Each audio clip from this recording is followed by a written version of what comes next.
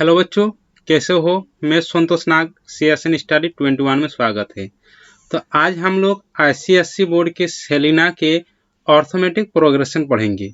इससे पहले हम लोग इसके कॉन्सेप्ट और फॉर्मूला पढ़ चुके हैं। अगर नहीं देखे हैं तो देख लीजिएगा। और इसमें एक्सरसाइज 10A है, तो क्वेश्चन है पहला इसमें। चलिए पहला क्वेश्चन पढ़ते हैं। पहला क्वेश्चन है question number 1, Which of the following sequences are in arithmetic progression। 4 question दिया हुआ है। अब बोल रहा है कि कौन कौन अर्थमेटिक प्रोग्रेशन में है। तो अर्थमेटिक प्रोग्रेशन हम लोग पहले क्लास में पढ़ते किसको बोला जाता है, जिसका डिफरेंस सेम रहेगा, यानी कॉमन डिफरेंस सेम रहेगा। जैसे फर्स्ट क्वेश्चन है, फर्स्ट क्वेश्चन को बनाते हैं। जैसे फर्स्ट क्वेश्चन है यहाँ पर 2, 6, 10, 14। तो इसको टर्म 1 बोलेंगे, इसको टर्म 2 को टर्म 1, 6 को टर्म 2, 10 को टर्म 3, 14 को टर्म 4 मानेंगे। तो अगर हम लोग कॉमन डिफरेंस 1 मानेंगे, D1 अगर 1 निकालेंगे तो क्या होगा, T2 minus T1, T2 minus T1। तो T2 है हम लोग का 6 माइनस 2, तो बराबर 4। अगर D2 निकालेंगे तो D2 होगा T3 minus T2, T3 minus T2। तो T3 है 10 माइनस T2 है 6, तो 10 माइनस 6 4। अब D3 निकालेंगे तो D3 होगा T4 माइनस T3। तो T4 है यहाँ पर 14 माइनस T3 है यहाँ पर 10। तो 14 माइनस 10 4। तो यहाँ पर क्या देख रहा है कि तीनों में समान आ रहा है, D1 D2 D3 समान आ रहा है। तो चूंकि D1 बराबर D2 बराबर D3, इस so that is AP। So the sequences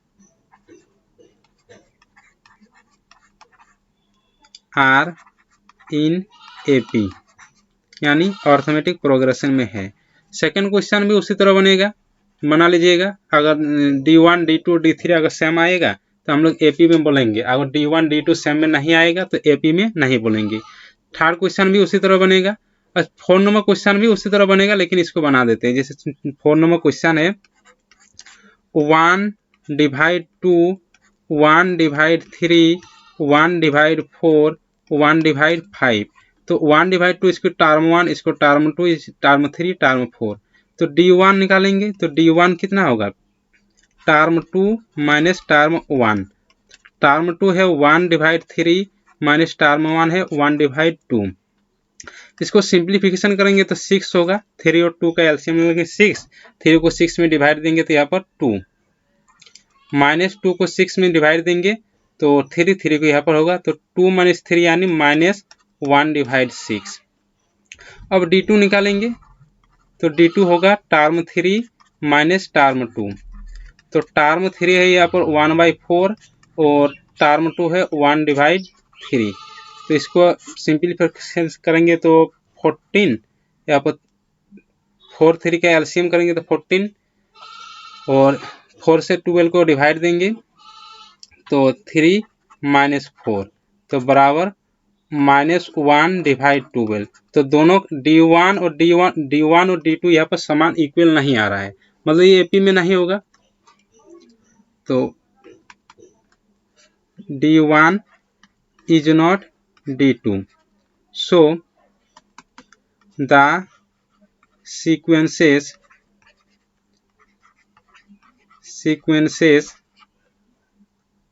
are not in AP।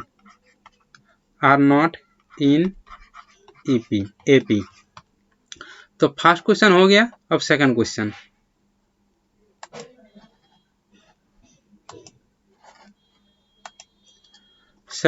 है यहाँ पर कि the nth term of sequences is 2n minus 3, find its 15 term। तो चलिए इसको बनाते हैं।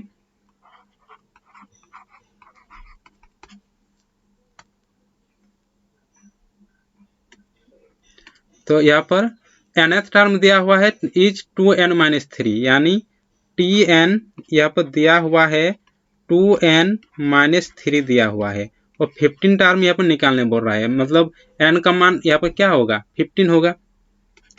तो t15, तो जहाँ पर n हुआ वहाँ पर n का मान 15 पुट कर देंगे। तो 2 × 15 - 3, तो 2 × 15 यानी 30 - 3, तो 30 - 3 हो जाएगा 27। तो सेकंड क्वेश्चन हो गया। अब नेक्स्ट क्वेश्चन,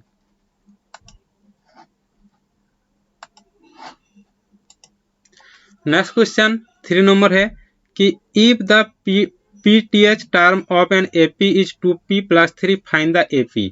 चलिए इसको बनाते हैं।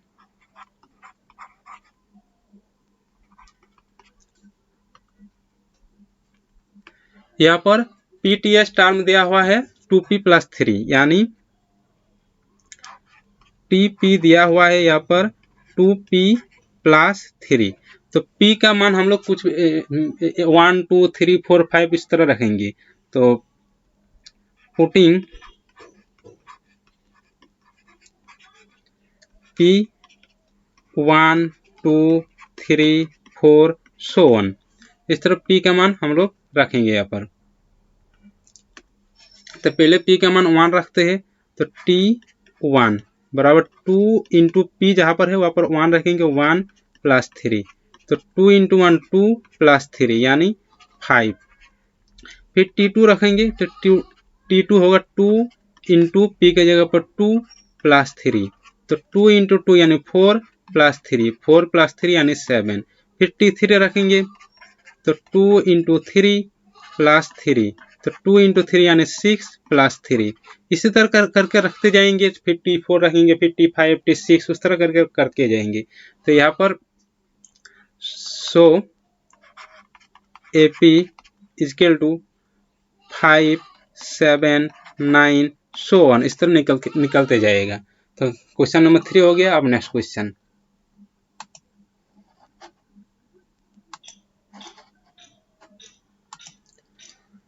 नेक्स्ट क्वेश्चन यहाँ पर 4 नंबर है कि find the 24th term of the sequence. मतलब यहाँ पर सीक्वेंस दिया हुआ है, इसके 24 टर्म निकालने बोला गया है। तो चलिए इसको बनाते हैं।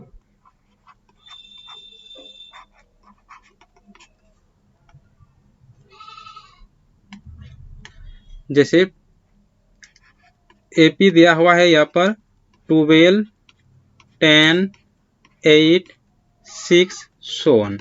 तो फर्स्ट टर्म यहाँ पर है 12 और कॉमन डिफरेंस है यहाँ पर 10 - 12 यानी 10 - 12 यानी -2। निकालने बोला गया है कि 24th टर्म निकालो, तो यानी t24, तो t24 हो जाएगा t + 23d।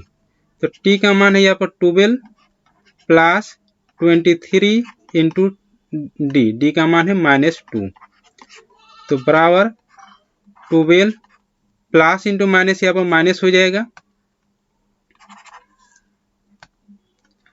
तो -23 × 2 यानी 46।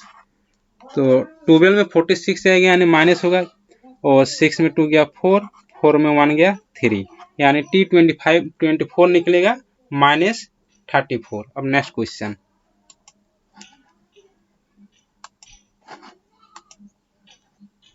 नेक्स्ट क्वेश्चन नंबर 5 है। निकालने बोला गया है कि find the 13 term of the sequence. Question पूरा आया नहीं, तो बना लीजिएगा, अपने बन जाएगा, क्योंकि 13 टर्म निकालने बोला गया है। तो 4 नंबर जैसा ही बनेगा इसमें। नेक्स्ट क्वेश्चन जाते हैं। नेक्स्ट क्वेश्चन, क्वेश्चन नंबर 6 है। इसमें बोला गया है कि find the 100 term of the sequences. मतलब सीक्वेंसेस दिया हुआ है, इसके 100 टर्म निकालने बोला गया है। तो इसको बनाते हैं। जैसे यहाँ पर दिया गया AP क्या दिया है, अर्थमेटिक प्रोग्रेशन यहाँ पर दिया गया है √3 2√3 3√3 सो ऑन, इस तरह करके यहाँ पर दिया गया है। तो यहाँ पर प्रथम फर्स्ट टर्म हो गया t1 √3, कॉमन डिफरेंस यानी T2 माइनस T1 होगा तो 2/3 माइनस √3, तो 2√3 में 1√3 चला जाएगा तो बचेगा 1√3। फिर 100 टर्म निकालने बोला गया है, यानी T100, तो T100 बराबर हो जाएगा T प्लस 99D। तो T का वैल्यू पुट कर देंगे यहाँ पर। T का वैल्यू है √3 प्लस 99 इंटू D का मान √3, तो √3 प्लस 99 इंटू √3 यानी 99√3, तो 99√3 और 1√3 यानी 100√3 इसका आंसर आएगा। अब नेक्स्ट क्वेश्चन,